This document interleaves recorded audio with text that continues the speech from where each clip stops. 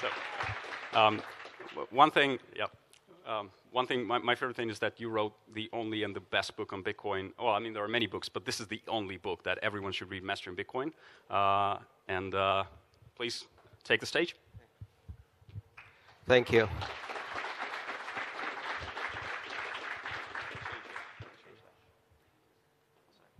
How's everyone doing today? Bit of a delaying tactic here so that we can get the slides changed over. Very good. Pay no attention to the man behind the curtain.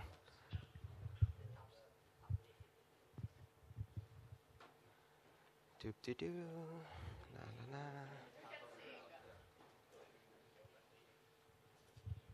Hey. Woot woot.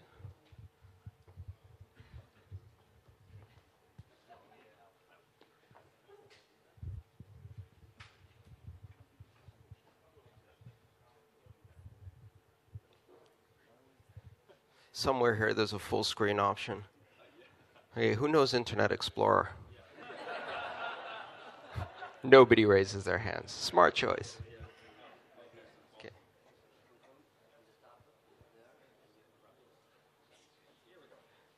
Boom. All right, this is only going to be up for a tiny bit. So in case you want to follow some of my work, you can find it all on my website. You can follow me on Twitter. You can find my videos on YouTube, including today's video. I've written 4 books, well, 3 books so far, and I'm writing a 4th. On the left-hand side is the software developer stuff. Mastering Bitcoin is now in its 2nd edition.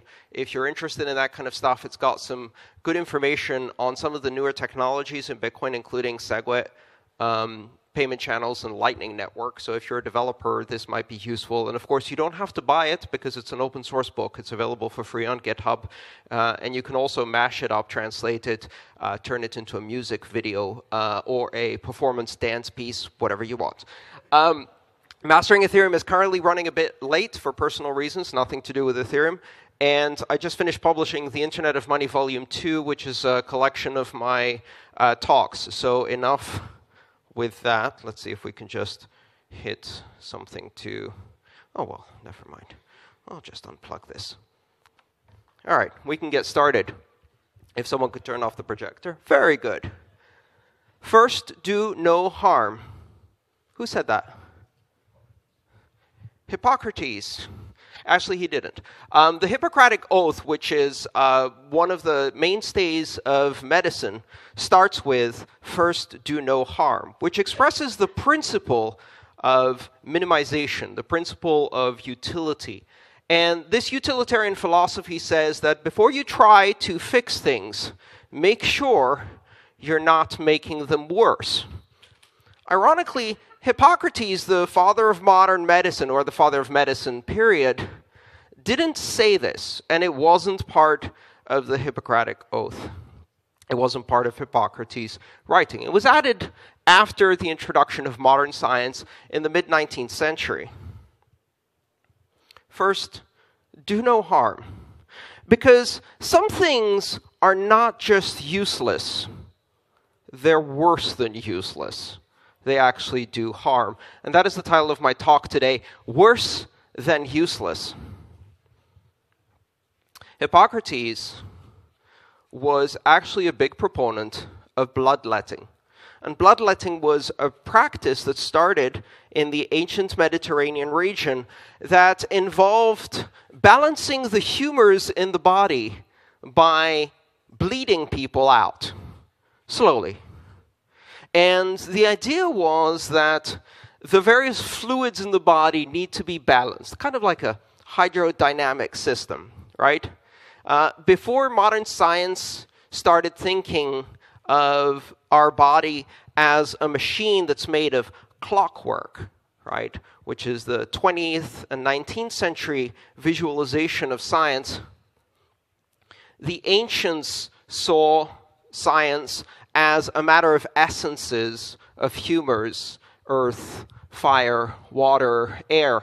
And part of the idea of bloodletting was that if these things are out of balance, you need to release some blood to bring things into balance. This practice continued all the way through to the 19th century. And one of the things I love is that one of the most famous victims of bloodletting was the founder of the United States, George Washington, or one of the founding fathers. And late in his life, George Washington woke up one day with a sore throat, and he was a big fan of bloodletting as a medical practice. So he invited his doctors slash butchers to do a nice bloodletting. And over the next 4 days, they bled about 7 pints of blood out of him. And the historical record records this. Despite the treatment, he passed 4 days later.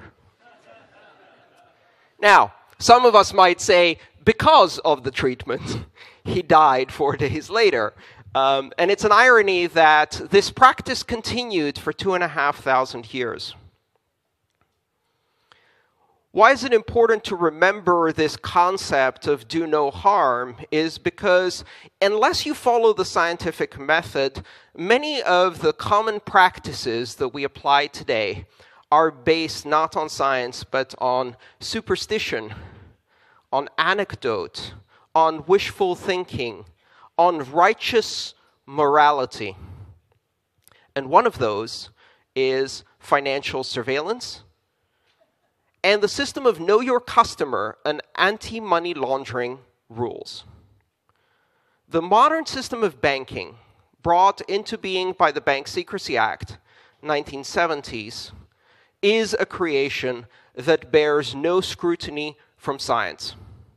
It is based on the righteous moral thinking that bad people should not have access to money. And as long as we trust those in authority to tell us who the bad people are, and assume they're not the bad people, then everything will work out. If you criticize this idea, you're not presented with facts, you're not presented with data, you're not presented with science. You are accused of not being morally righteous enough to understand that we must, for all reasons, protect the children. Won't somebody please think of the children? Because there are criminals out there. There are bad people, and if bad people can use money, they might use it to do bad things. And it's very difficult to prosecute the bad things, but it's a lot easier to prosecute the money. And so we do it. And does it work? No. But if this practice was useless, that would be good, because it's not useless. It's worse than useless. In fact, it does enormous harm. Enormous harm. Part of the reason that billions of people around the world have no participation in the world economy, are financially excluded, is directly related to the fact that a closed financial system, where authority is given to few to decide who is good and who is evil, to decide who should have access to money and who should not, and which starts with the fundamental idea of identity being a requirement for every endpoint of every transaction, is a system that will always exclude billions. In the age of the internet, we have come no further in terms of financial inclusion, and in fact, we are now backtracking. Entire countries, entire continents are disconnected from the world economy in order to satisfy the moralistic bourgeois idea that we are safer if we allow bureaucrats to decide who has access to money and who doesn't. Money laundering happens. Money laundering happens every day. But there are some who can money launder without consequences. Because in our modern world, there is such a thing as a license to launder money.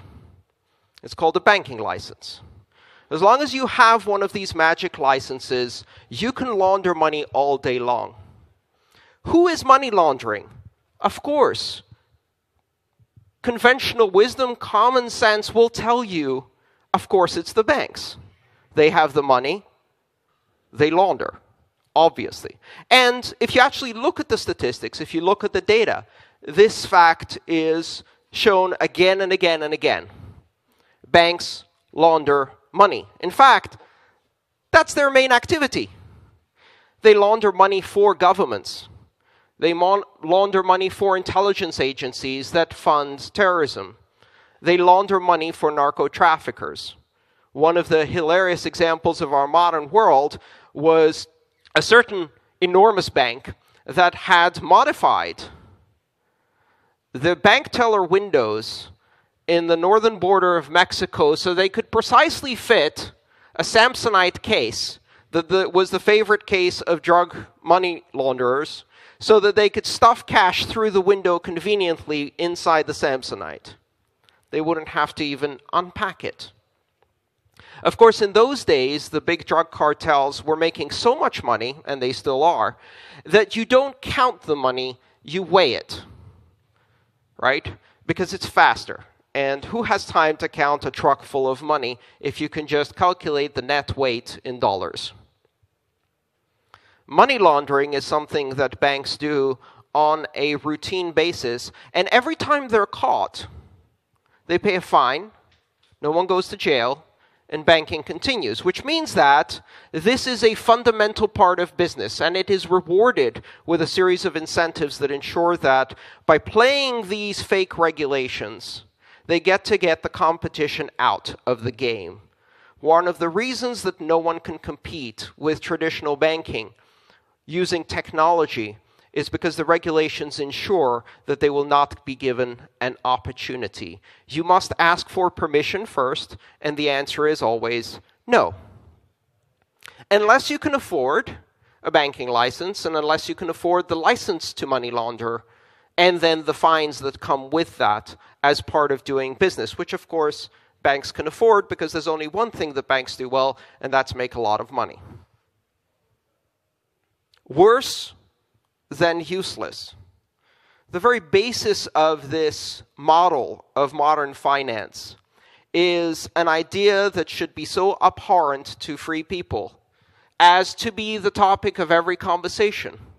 We discuss the revelations from Snowden, the revelations about broad-based surveillance of all of our societies based on the internet, and yet the elephant in the room, the thing we don't discuss, is that the form of most pervasive and most intrusive surveillance that exists is the international network of totalitarian financial surveillance.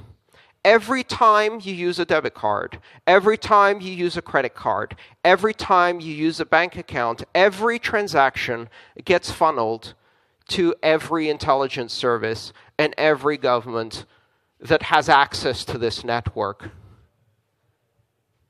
When people criticize BitCoin, they say it will enable the dark net. What is the dark net? Well, presumably the dark net is a network that is invisible to most of us, that operates on top of or in parallel with the internet, and on which massive amounts of illegal activity happen. If that is the case, the dark net's name is Echelon, Prism, Keyscore. Those are the names of the dark web. The dark net is operated by intelligence agencies because they are on a daily basis committing massive crimes against human rights. They are orchestrating a totalitarian financial surveillance network that monitors everybody's transactions and, as a result, everybody's location, everybody's purchasing preferences, everybody's political preferences, and what kind of porn you watch. Because all of that is tied to your financial life, because everything is tied to your financial life. This system of totalitarian financial surveillance is the dark net. They don't fear the dark net. They just don't want us to have one too. Worse than useless, because this system ensures that 2.5 billion people live in the world with absolutely no access to financial services. 4 billion people if you count their families, and minimal access to the most basic financial services. And if you really count the type of power banking that a Western person has, 6 billion people have much more limited access to that. This is what this is about. This is about the other 6 billion. Why does Bitcoin matter? Because Bitcoin enables us to build a system where we flip the traditional balance between secrecy and privacy. What is secrecy? What is privacy? Privacy is what I have, not because someone gives it to me, but because I take it. And not because it was granted as a privilege, but because it is my human right as a human. I had it from birth. I will have it forever. And that is immediately suspect. Secrecy is the ability of a government that is supposed to be subservient to its voters, to operate for the consent of the governed, to instead bypass democratic control, to bypass auditability, to bypass accountability, so they can funnel billions of dollars into black projects that fund terrorism, that fund drug lords. Who funds ISIS? Our tax money does. That's the uncomfortable truth. Not Bitcoin. Dollars. Rubles. Yuan. Money laundering is a government activity supported by banks. Terrorism financing is a government activity supported by banks. And yet, they have the audacity to claim that the simple idea that people should be free to transact and participate in a global economy and exercise their birthright of privacy is going to cause the world to descend into chaos, mayhem, anarchy. What happens if people can transact anonymously? Nothing happens. For thousands of years, people were transacting anonymously. The greatest, most established, most private, transaction-free, peer-to-peer network of payments is called cash. We had it for thousands of years. And then suddenly in the 70s, we decided this was dangerous. And instead, we needed to move to a world of totalitarian financial surveillance. That's what it is. It's all-encompassing. It's all-powerful. It is all-secret. That's what the word totalitarian means. It is fascist. And yet somehow we have been persuaded that for the sake of the children, we must operate in a world where every one of our transactions is visible, but every one of their transactions is private. And I say that's the wrong way around. I say we have to flip that equation, and we have to flip it fast. Because the reason the world is in chaos is partly because of that. You want to breed terrorism? Cut people off from the world economy. Trap them in poverty. Remove justice. And what happens is war. Martin Luther King said, "Peace is not the absence of war. It is the presence of justice." And justice starts with the assertion of human rights. And what we are doing with Bitcoin is not just playing with money, getting rich, trying to create the next ICO, the next whale, the next overclass of rich people who are going to lord over everybody else. At least that's not what I'm interested in. I'm interested in creating peace through justice. And justice starts with the ability of every human being on this planet to be able to transact freely, with privacy, with anyone, anywhere, anytime. Uncensorable, unstoppable, anonymous. You think the fight over block size was bad? You think a few people trying to disagree with trolls and sock puppets and social media and throwing money around to influence opinion on both sides was bad? There are people right now who are working on the next level of Bitcoin that includes zero-knowledge range proofs and confidential transactions, massive scale coin joins, onion-routed payment channels which are completely anonymous and untraceable and unstoppable. People ask me, what do you think is the biggest problem with Bitcoin? Is it scaling? Is it fraud? Is it centralization of mining? No. It's that we don't have enough anonymity. We don't have enough privacy, and we'd better fix that before this gets too popular. Adoption of a platform with insufficient privacy is extremely dangerous. If you're the only one doing anonymous transactions, you're not anonymous. What we need is ubiquity of privacy. This should not be an option that I check in my Samurai wallet that says, use Tor. It should be default on every wallet, every time. There should be no transaction that isn't confidential. And here's the interesting thing.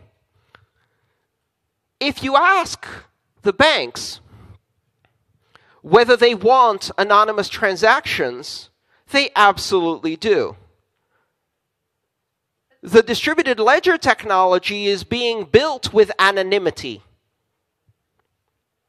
They're using range proofs and zero-knowledge solutions and mixers and confidential transactions. They're trying to build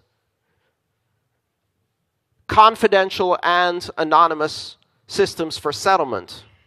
Why? Because they can't trust the motherfuckers sitting across the table from them who run the competitive bank. Because if they know what's happening on the network, they will front run every transaction. They will pump and dump every asset. Why? Because that's what they do every single day. And of course, since they can't trust each other, they understand the need for privacy.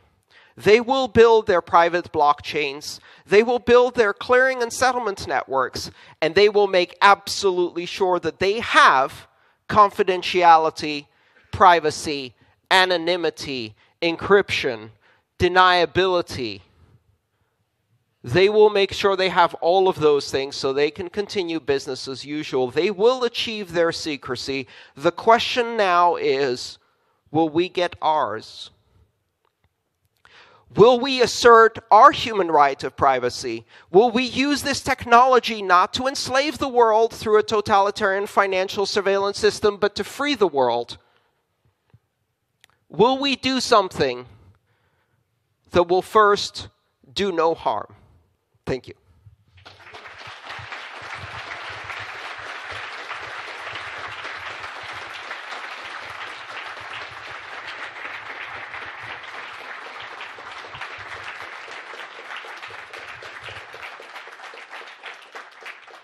Yeah, you can tell I get emotional about this stuff. It really matters. So let's see if we have some questions from the audience. Who wants to ask me a question?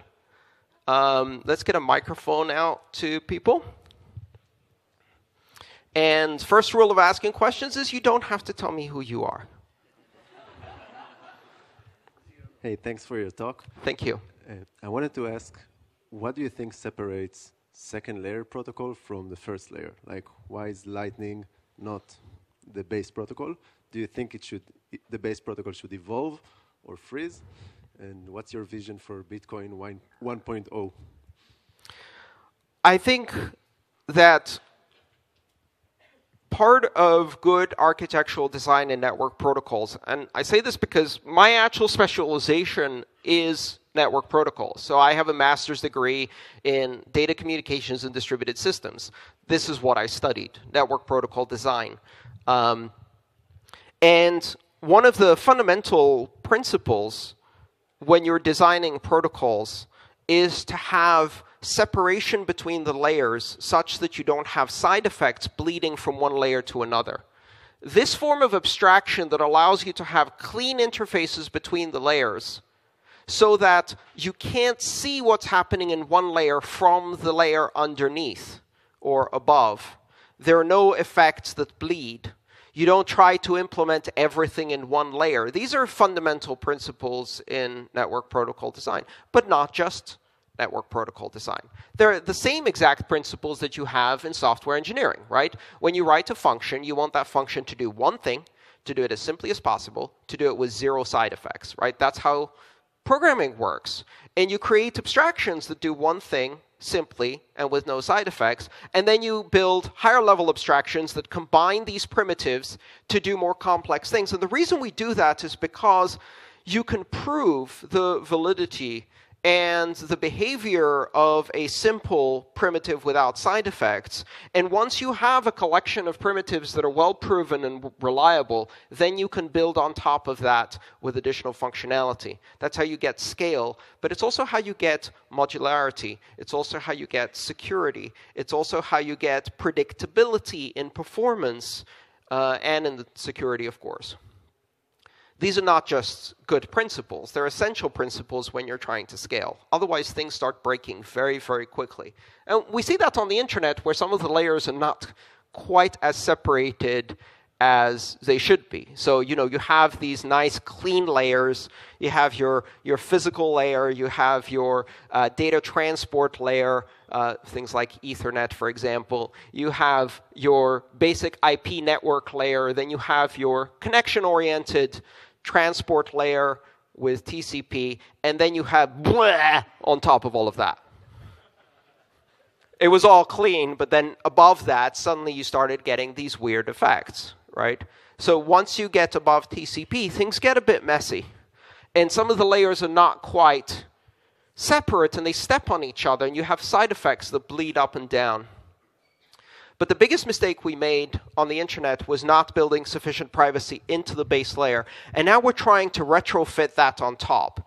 And we're trying to do it with the 4th and 5th and 6th layer above IP. And the result is a disaster. The result is totalitarian surveillance. The result is the death of peer-to-peer principles, centralization of power, the death of net neutrality, and all of these other effects that we see come directly from the fact that you have insufficient privacy in the base layer, insufficient fungibility of packets, if you want to put it that way. And so what is the important thing we need to achieve in the base layer is not scaling. The important thing we need to achieve in the base layer that cannot be achieved in the layers above is fungibility and privacy with strong guarantees, simple primitives. And if we have privacy primitives and fungibility primitives in the base layer, then we can do scaling at the second layer, and we can do it securely. Otherwise, we have a privacy problem. And that privacy problem will get magnified as we go up the layers. If you can do analysis on the base layer, that gives a great degree of insight into what's happening above. There are, at the moment, dozens of companies that are doing analytics. Those are just the private companies. Of course, every intelligence agency in the world is tracking every single Bitcoin transaction, every UTXO, on every altcoin, and every service. And they have little hooks in the centralized exchanges, merchant payment services, so they can get feeds that attach each one of those things to specific identities. And once they have one identity in correlation, they can figure out the rest. We need to destroy their business model.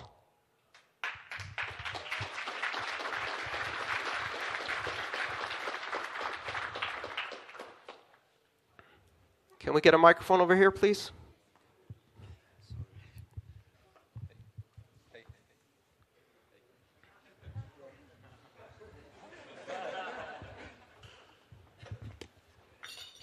Hello. Hello. So my question is, what if USA and EU ban exchanges like gambling sites and pyramid schemes, similar like China? So what is the solution of that? Thank you. That's a great question. What is the solution to pyramid schemes and the various Ponzi schemes that are occurring on a daily basis throughout this entire ecosystem of related cryptocurrencies? First of all, it's naive to think that pyramid schemes only happen in cryptocurrencies or in regulated markets, or even that regulation stops pyramid schemes. The word Ponzi comes from a fund created by George Ponzi in what was then a regulated market. Not as regulated as today, but a regulated market. If you get Madoffed, that's because you were rich enough to be able to buy into the fund that was a Ponzi scheme for the rich in a thoroughly regulated market, and in fact ended up being one of the few people who went to jail because he committed the cardinal mistake of stealing from the rich. You do not do that.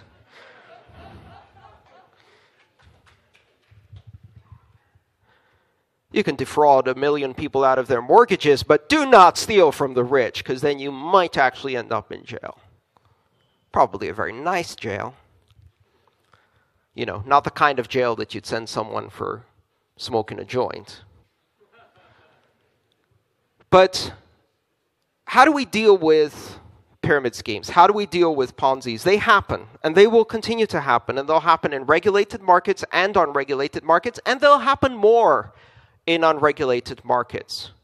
And the reason they happen more in unregulated markets is not because the regulators are stopping Ponzi schemes, but because they're restricting access to entrants on both sides of the market enough that it's very difficult to generate the type of liquidity needed for Ponzi schemes. I mean, you can list Herbalife on the stock exchanges. No one's touching that. But if you can appeal to a worldwide audience of investors, then you can really accelerate your pyramid scheme, right? And as a result, that's exactly what's happening. There's only one way to stop investors from making stupid mistakes. They have to first make stupid mistakes and lose money and be more cautious and make more stupid mistakes and lose money and be more cautious. You cannot teach someone who is making a return they've never seen in their life that the reason they're making a return that they've never seen in their life from a website that says guaranteed profits 10% a week is because they're sitting on the upper levels of a pyramid that will surely at some point collapse, leaving 90% of the people with nothing. You cannot convince them. How do I know this? Because I try every day. If I call out a scam on Twitter, I am hailed as a hero. No, I'm not. I get viciously attacked by every participant in that pyramid scheme. How dare you side with the banks? I thought you were one of the good guys. How dare you call, insert latest Ponzi here, a scam? People used to say Bitcoin is a scam. When did you start taking money from the banks? People are extremely resistant to learn that lesson, and they will not learn it if you tell them what the lesson is. They will only learn it experientially. Experiential learning, it's the latest in education. And the way that works with investors is they have to lose money. Why is it that Americans are less susceptible, for example, to pyramid schemes than your average Chinese investor? Be careful how you answer that question. The reason is really simple. It's because Americans have been investing in pyramid schemes since the early 1900s. And they get burned again and again and again. And this lesson starts getting passed down generationally. So the first time you come back from school, and I remember this day, where my fellow school members were playing a game called Egyptian Pyramid, where they drew on the blackboard a big triangle, and they said, you're here, recruit 2 people each below you, and take your lunch money and give half of it to the person above you, and then you recruit 2 people and they recruit 2 people. And I looked at that and I thought, this is amazing. We could all make so much money. In fact, half my friends are already buying lunch like they're kings. And I went home and I told my dad about this amazing new thing that I discovered at school, what they were teaching us, right? Not the teachers, but everybody else. The Egyptian pyramid. And he sat me down and explained to me why it's a scam, and what happens when it ends, and how many of those kids are going to get into very serious trouble when the pyramid collapses. Why? Because he'd been scammed with a pyramid in his youth.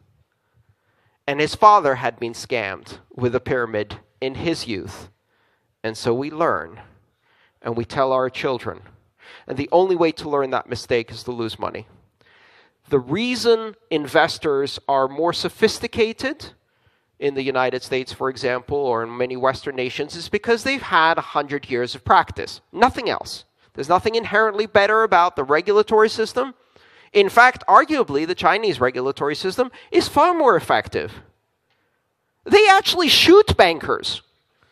And then they bill their family for the bullet. They do. They execute hundreds of them. Now that's maybe a regulatory system I could get behind. No, okay, never mind. Sorry. For a moment there, I forgot I'm a pacifist. But anyway, the point is you cannot teach these skills unless you use experience. So the biggest mistake you can make is teach investors that they do not need to make smart choices themselves. That if they make bad choices, they will get bailed out. That if they allow someone else to vet, authorize, rate, value the investment, if they outsource the decision-making, if they outsource the risk to someone else, everything's going to be okay.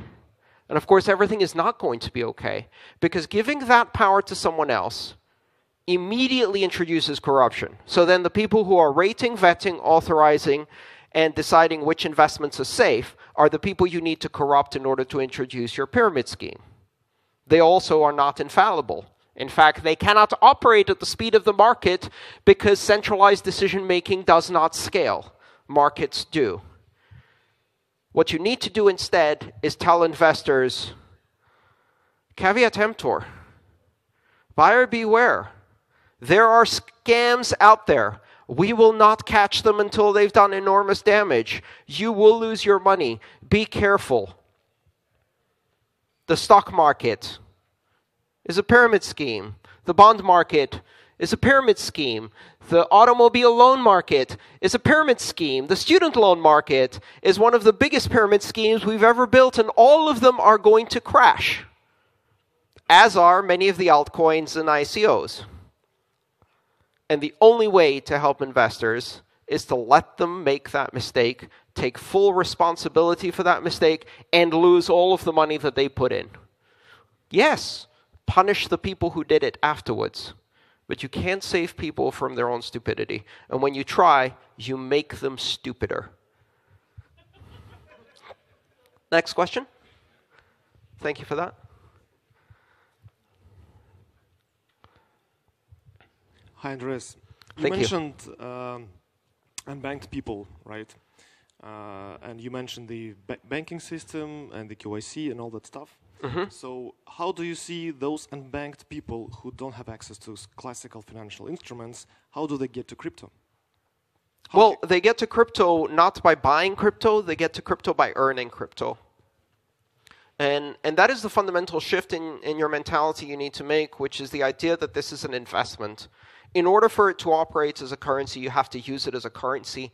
And don't get me wrong, right now, you can't. Let's be direct. Bitcoin right now, on its base layer, does not scale enough to be used as a retail currency. It is very useful for cross-border transactions. It's very useful for import-export businesses. It's very useful for outsourcing. It's useful for store of value. It is not useful for buying a cup of coffee. And as Giacomo said, Blockchains are never going to scale in the base layer, but Bitcoin can. And it's going to be a combination of both second and third layer scaling as well as base layer scaling. We'll increase the block size again. Already did. We'll do it again, if necessary, not to support bare transactions, but to support more second layer scale on the base layer when necessary. And I don't think anyone is really opposed to that, except for very few outliers.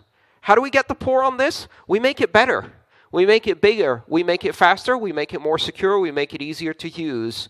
We add complexity in the back end to remove complexity from the front end. We create complex systems that are easy to use. There's this real fallacy in engineering that the way to build simple-to-use systems is to make those systems simple and to make the simple choices. In fact, most of technology, most of engineering, is a series of inherently unbelievably complex things, each of which took decades to build, each of which was unimaginable at first, each of which required people to overcome this unthinkable nature of the complexity to build entirely new sciences, professions, disciplines. If you go to someone in the early 19th century and you say, we'll electrify the world and even poor people will have a better time, they'll just do the quick math in their head and they will write a PhD showing you why there's not enough copper in the world to do what you want to do. Why there's not the possibility of creating enough electrical energy, why you cannot distribute it, why the infrastructure upgrade is unthinkable. If you introduce to someone the concept of an automobile, and you say, well, in order to make this happen, we just need to redesign every city in the world and repave all of the roads, all 7 billion miles of them. But don't worry, we'll do it in 40 years. Like, that's not going to happen. That's ridiculous. Can you imagine the amount of money that would take? And this internal combustion engine, there's all of these bits that move up and down, and it's electrical and chemical at the same time. Look, horses are simple. Eat hay, poop. I don't know why you want to do this heavy engineering lift to bring this technology. Complex technology can create simple solutions, and in the background, it's unimaginably complex. Most people don't understand how it works. That's okay. That's what specialization is all about. I was at the Internet conference in Stockholm last week. An audience of about 8,000 people, all of them Internet specialists, engineers, right? Or most of them. And I asked the question of the audience, how many of you understand how BGP works? So I'll ask this audience as well. How many of you understand how BGP works? I'll put my hand up because I do. Great. Maybe 20 hands went up in an audience of maybe 150 people. How many of you use the internet? Never mind. You do not need to use the internet. BGP is unimaginably complex, and itself rides on top of a routing infrastructure that is unimaginably complex. And there are lots of people who love that and work in that day in, day out. There's someone out there who is tweaking BGP routing tables every hour of every day of their life, and they just love it, and I'm thankful they're doing it so I don't have to. The bottom line is that we will scale, and it will be unimaginably complex. And if you try to read the Lightning paper or Drive Chain paper or Mimblewimble or Sidechains or any of these papers, like me, you read it 3 times, understand 10% of it. That's if you have a master's degree in computer science. And then you ask the creators to explain it to you so you can put it in your book. Okay, that may be a rather narrow example, but that's what happened to me. I don't need to understand it in order for it to work. And the way we get to poor people is through a relentless process of optimization and scaling that will take decades, that will gradually take the cost of a transaction to the marginal cost of 0. And it will take the capacity of this network to billions of real peer-to-peer, trustless, private, confidential transactions per second. And if they're not private and confidential, I don't want them. That's how we're going to do it. It is possible. It is just as possible as bringing Skype over 3G to a village in the Amazonian basin on a $20 Android phone, which is happening now. And if you told me that was going to happen in 1993, I wouldn't believe you, even though I was building part of it. Let's take another question.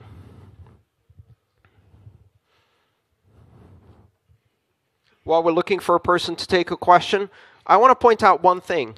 The reason you can do video conferencing to the furthest reaches of the world had nothing to do with bigger pipes. It had everything to do with two inventions that came out of a small German research institute called the Fraunhofer Institute of Technology, which invented MP3 and perceptual lossy compression in the mid-90s. We didn't make the pipes bigger. We made the videos smaller, much, much smaller. So that gives you an idea of where I stand on the scaling debate. Yes, we have to make the pipes a bit bigger, but we have to make the data a hell of a lot smaller. And there's a lot of smart people working on that. We haven't even scratched the surface yet. I'm not ready to give up. Next question. Hi, Andreas. Thank you for your talk. My question is about, so on December 10th, if I'm correctly informed, the CME is going to start futures trading. And my question is about, since this year we have seen already 2 forks, almost 3, and forking isn't something quite new to like a futures exchange because the underlying assets usually don't fork. I haven't seen gold forking or oil contract futures forking. But the implications can be quite heavily because, for instance, on BitMEX, when the minute before, since they said they're not going to give when the futures close on December 31st, they're not going to credit any 2x coins. And so the futures were trading way below spot price. And when the email was that the 2x hard fork was cancelled, was released, in like 5 minutes, that was like 15%. You could like easily profit from that. So how will that affect how more forks and the futures market? Okay, that's a really great question. I know a lot of people have questions about the Chicago Mercantile Exchange. I'll tell you a few things about it. First, I'll start with a disclaimer. I work on the oversight board of the Chicago Mercantile Exchange's Bitcoin reference rate. I took this position 8-9 months ago, and it's unpaid. Just in case you were wondering, of course. And the point of this is simple. Before the Chicago Mercantile Exchange embarked on this idea of doing a futures market, one of the fundamental things you need for a futures market is the ability to have a consistent, predictable, publicly audited reference rate, meaning a price. A price both every 30 seconds as well as point price once a day that you use in order to underpin, thank you, sorry about that, in order to underpin the legal contracts that are part of the futures exchange. So if two people are disagreeing, what was the price of Bitcoin yesterday, right? They need a way to answer that is essentially non-reputable, that they're both bound to. The Chicago Mercantile Exchange, therefore, started this process by building these 2 reference rates. The Bitcoin Reference Real-Time Index, which is a spot price that updates, I think, every 30 seconds, is published on traditional trading feeds like Bloomberg and Reuters and things like that. That allows a trader anywhere in the world to answer the question, what is the Bitcoin price today, to a high degree of certainty. And the other one is a point price, which is every day at 2 p.m. Central, which is based on the average of some amount of time. So it's a moving average taken at a point in time that's considered the daily rate. The role of the Oversight Committee, and I'm sorry, this is a long disclaimer, but it gives you some context as to how these markets operate. The role of the Oversight Committee is to create and oversee the application of the rules regarding which exchanges are used to pull data about the current Bitcoin price. And we created rules in an open public consultation that involved not only publishing the minutes of all of our meetings with 3 independent experts that have nothing to do with the CME. I'm one of them, a professor at Imperial College is another, and one of the customers of the Chicago Mercantile Exchange is the third. We published these rules, and among other things, simple things like, for example, you have to publish a price consistently and not stop publishing a price. You have to have trading fees. So we immediately excluded exchanges that did not have trading fees, that were trading 0 fees, because they can basically run bots that create fake volume. And out of these rules came that system. The part of the Chicago Mercantile Exchange that's doing the futures market is completely unrelated to this. I found out about it on Reddit. They didn't tell me in advance. They couldn't tell me in advance, in fact, because what we do is absolutely public and auditable. So I found out about it, and I think it's fascinating. I think it's inevitable. I think it was going to happen anyway. You've got to understand that this is a cash-settled market. That means that nobody holds actual Bitcoin, which means that for the CME to operate this market, for every short position, they have to have a corresponding long position, and both have to be capitalized in US dollars against the CME. Meaning that the CME customers who have very strict requirements for capitalization have collateral deposited and audited on a daily basis. And that collateral can be used to take certain positions, but not too big positions, so they can't go over their collateral beyond a certain level, and they have to be matched with buyers and sellers. They also have some trading, what are they called, circuit breakers, which ensure that if the price of Bitcoin drops or climbs more than 7%, they cease trading, which means that at this point in time, they'd be ceasing trading 3 times a day. But hey, that's the tolerance of risk they could have. Ironically, some people objected to that were the traditional investors in the CME, and they said, this is too risky of an investment to include in the CME. Which is hilarious, because the CME has been in the business of managing risk for 200 years and trading physical commodity futures in very risky, very volatile markets. Price of wheat is doing great. You have a drought that was unexpected. Price of wheat collapses. Now you have to pay out billions of dollars to farmers who have taken positions in these future markets. That's what they're used for. Who's going to short Bitcoin? That's a question I get a lot related to the CME futures. Who the hell would short Bitcoin? Well, there's a couple of options, and I think when trading opens on December 10th, actually we might see quite a lot of short activity, because part of the reason Bitcoin is so volatile is because you can't take a position against it. So if you can't short it, if it starts pumping, the price can really just go to extreme heights without any downward pressure. It's unbalanced in that way. So who shorts? Maybe some traders, maybe some investment banks. They're going to short Bitcoin. They're going to do so at great risk. Just like people who try to short the stock market right now, which is also in a bubble, do so at great risk. But I think the most interesting possibility is that the people who take short positions with the least amount of risk are miners. You see, miners actually hold the underlying asset.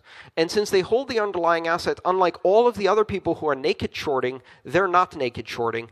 And they have the collateral to make good on that option call if they lose the bet without loss. And their risk is not unlimited. So if I'm a miner and I have to pay electricity prices next month, but I don't know what the price of Bitcoin will be, and I'm earning Bitcoin today, that's a very risky position.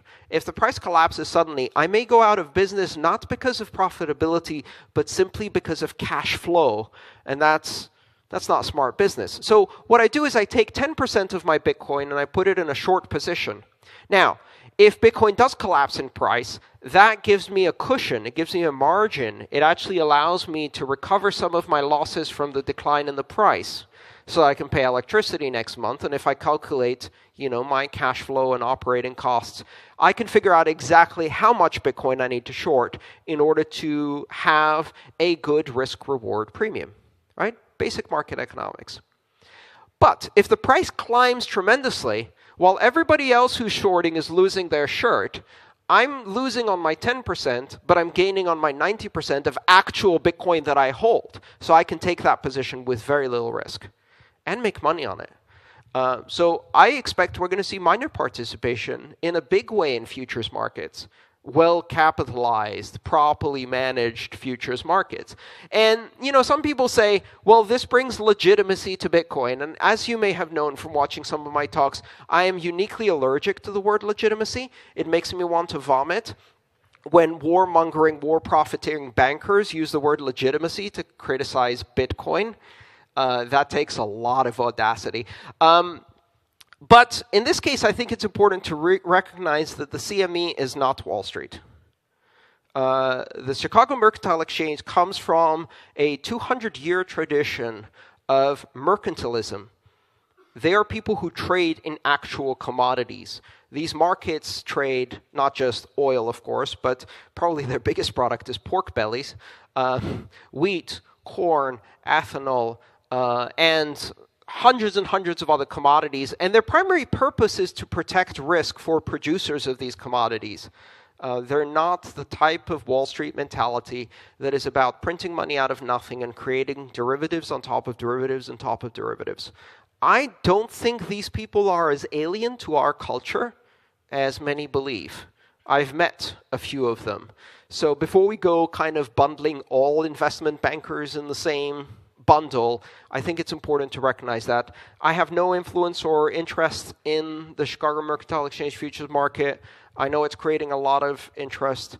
I think the period between December 10th and December 31st is going to be very, very exciting. 21 days of extreme excitement, because the most likely thing to happen is we're going to see a lot of volume. You think we have volume in Bitcoin now?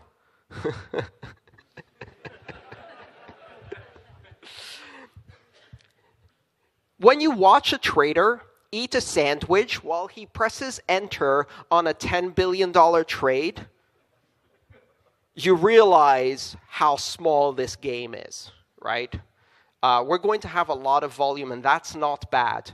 In fact, that is the first step to reducing volatility in Bitcoin. That's what we need, massive liquidity. And I'm glad it was the CME that did it first. Let's take 1, 2 more questions. How are we doing for time? Anybody give me a time check? We're supposed to stop at 1 p.m. We've got half an hour. Okay.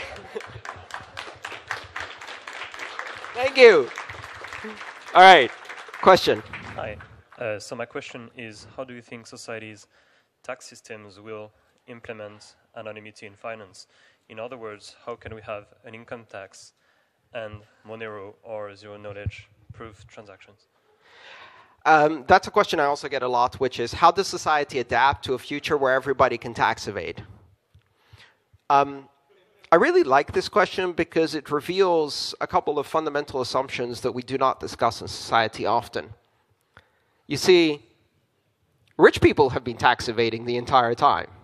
Multinational corporations can do jurisdictional arbitrage all day long.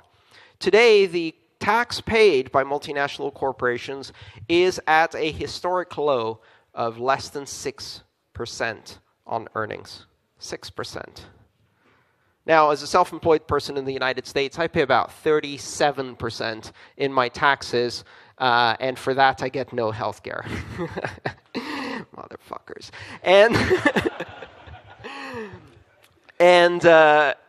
So the point is that the real problem here isn't the fact that tax evasion happens. The problem is that we just democratized jurisdictional arbitrage and allowed the middle class to operate like a multinational corporation, and suddenly that is shocking. What if everybody operated like a multinational corporation? That's exactly what just happened, right? What if everybody could print Bibles? What if everybody could publish opinions? What if everybody could carry weapons? What if everybody could modify their DNA? What if everybody could 3D print a weapon, strap it to a drone, and fly it around shooting people? These are all questions we have to address as a society, because in the relentless march of technology, what we are doing at a very fundamental level is changing the scale of individual power. These are superpowers. Superpowers that our ancestors didn't have, and through technology we gradually acquired superpowers. I can publish to 1 million people in seconds. None of my ancestors could even imagine such a thing, let alone do it. And so the implications that we're really trying to deal with are much broader than just finance. They're the implications of what happens when individuals have superpowers, and some of those individuals are messed up in the head, or need a lot of mental health support, or need to be isolated from society, because there's a few of those too. Yes, that's a problem. I don't pay taxes because if I didn't, I'd get caught. I have to make my own moral calculation about how I want to participate in a society that, at least on its face, is democratic, or even not a democratic society. And even though I know that the majority of my taxes go towards war, a small percentage actually do help people in need, even in the United States. A trickle builds roads. Some of it funds schools. Some of it gets kids vaccinated against polio. And so for that reason, I pay my taxes not because I can't get away with it. I can get away with it. And I can get away with it not because of Bitcoin. I can get away with it because I can afford really good tax accountants. And I can repatriate or travel around the world because I have really good passports. And I have literacy and numeracy and education and a small amount of wealth, certainly by comparison to the rest of the world. I have privilege, and that allows me to not pay my taxes.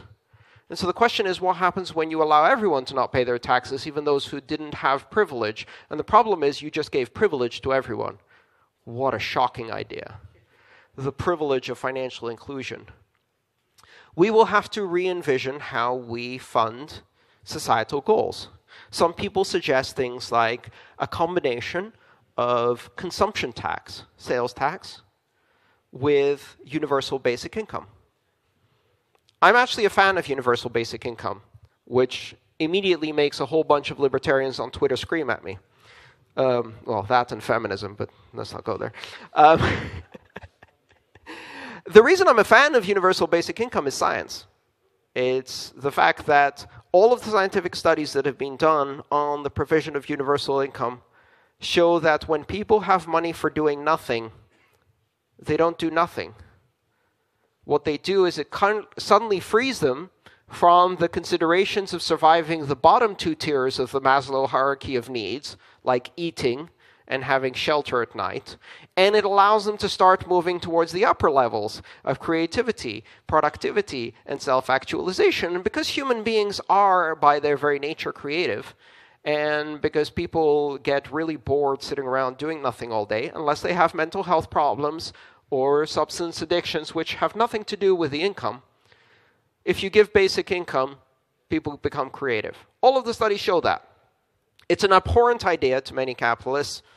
We're going to have to deal with a lot of abhorrent ideas, and I suggest that the best approach to dealing with those ideas is science, getting actual answers from actual data, rather than moralistic answers about everybody should pay their taxes even if most of it goes to war.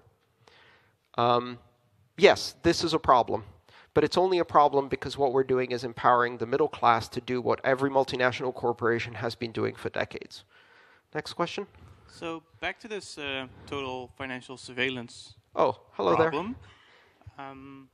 Back to the total financial surveillance problem. We find that... Sorry, I lost my trail of thought there. Yeah, it used to be... normally it's quite expensive to get privacy, right? You need to do something in order to get financial privacy. And that is probably why it's so hard to explain that this thing is a basic right. So you're suspicious because you're doing effort to get privacy, so you must be hiding something. And now we have these new technologies like signature aggregation and second layers that would actually make privacy cheaper. and that's really nice, because then you can say, well, of course I'm getting privacy, because why would I spend more money to not have privacy? So it's easy to explain to people, easy to explain to governments. Do you think that's coincidence? It's just lucky coincidence, good for us, or is there more to it? And do you think, that might change again, where we get to a situation where privacy is expensive again? That's a really great question, and I think it's very insightful too, because the reason we can afford more privacy is because privacy, like any other feature, can be, through the use of technology, made less expensive. So as you scale up technology, you reduce the marginal cost of all kinds of products and services, and privacy is really just a service or feature of markets. And when you have increased supply of privacy at lower marginal cost, it drops the price. And in fact, because there is inherent demand for privacy around the world, and most of the inherent demand for privacy comes from places where governments are appalling, and where banks are unaccountable, and where people are afraid to express opinions because of the consequences that happen. Somebody was talking about earlier today that censorship resistant, I think it was Giacomo, censorship resistant doesn't matter if you don't have privacy, because then you can apply extrinsic consequences, and in most cases extrajudicial consequences to actions. And as a result, then the cost of not having privacy goes up too, because not having privacy is also a product and has a price attached to it. And in many places in the world, the price is your life. So part of the difficulty with privacy as a good that is both produced and consumed is that the implications of losing your privacy are either externalized to society as a whole, or they are distant from the proximate cause. Meaning that you lose your privacy today, but you go to jail 6 years later based on something from your browser history today, right? Or you lose your privacy today, and you have a democratic government. And then in a wave of nationalist populism, you end up with a fascist government 2 years from now, and they still have your browsing history. And then all of your highfalutin ideas about human rights are an indictment against you. Does anybody know the origin of the phrase, "let 1,000 flowers bloom"? Does anybody know that? Mao Zedong created this program in immediate post-revolutionary China, which was the idea of openness, to let 1,000 flowers bloom, to allow the explosion of creative expression, even dissident opinions. And people believed it, and they bloomed. And all the bloomings were carefully recorded and cataloged, and then the purge happened. And they murdered hundreds of thousands of intellectuals who had believed the idea. What they don't tell you is that "let 1,000 flowers bloom" immediately preceded one of the greatest ethnic and intellectual cleansings in China, political cleansings, that was based entirely on allowing people to speak, carefully cataloging that information, and then a few years later indicting them for it in summary way. So one of the problems with privacy is that you lose your privacy every day, but you don't pay the price for that perhaps until a lot later, and you can't immediately identify the moment at which your loss of privacy goes from something that is an inconvenience to something that is a deadly risk. And the more developed and democratic and open and secular the country you live in is, the less you see a direct correlation, because the other problem with privacy is externalization. So part of the reason we see these massive populist movements and we see all of the problems we have with nationalism and extremism on public forums has a lot to do with the erosion of privacy. The erosion of privacy actually erodes democratic institutions. As democratic institutions get weaker, they serve people less, and as they serve people less, extremism flourishes. So we pay a price in Western democracies where our democracy is getting weaker and weaker, and part of the reason for that is the erosion of privacy. The ability to track the electorate, know their opinions, and know how to feed them just as much stimulus, their dopamine receptors, to keep them docile and entertained by cat videos, so as they don't pay attention. So they can be enraged by the fact that someone said something or someone took a knee at a sports game, and not pay attention that your government is committing genocide in Yemen. That's erosion of democracy, and it happens precisely because of erosion of privacy, because privacy affects freedom of speech. It affects freedom of association. It affects freedom of expressions. As you start losing these principles and these human rights, democracy gets eroded, and eventually you get fascism. And ironically, that's when you start paying the ultimate privacy cost. This fundamental problem of externalization and distal proximate cause is why privacy is so difficult to price. There's only one price for privacy that works. Free, everywhere, all the time. We're wrapping? Good. Thank you so much, everyone. Really appreciate it. Thank you.